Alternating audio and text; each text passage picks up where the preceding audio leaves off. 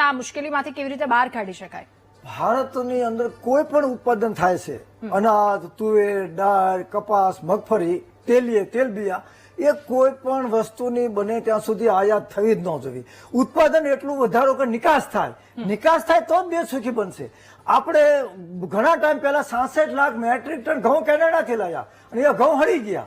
તુવેર દાળ લાયા, એ દાળ હરી ગઈ અને એ જ આપણો ઉત્પાદન ન્યાય ગયો અને પછી એ જ ઉત્પાદન આપણે પાછું લાયા. ડુંગળીની ભાવ કરો, બટાટા ભાવ કરો. એટલે મારે ભરતસિંહવાળાનો મેસેજ આવ્યો કે સરકારે ખેડૂત વિરોધી નીતિની બહાર આવવું પડશે.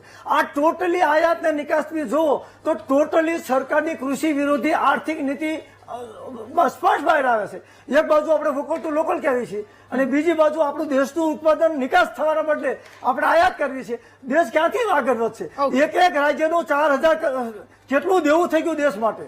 ઓકે એટલે ખેડૂતોને દેવામાંથી મુક્ત કરવા માટે 14 તારીખે કિસાન યાત્રામાં જોડાવો, એ જ મારી માંગણી છે. ખેડૂતની આ વાત છે અને ખેડૂતની આ રજૂઆત. દિનેશભાઈ, હવે આપની પાસે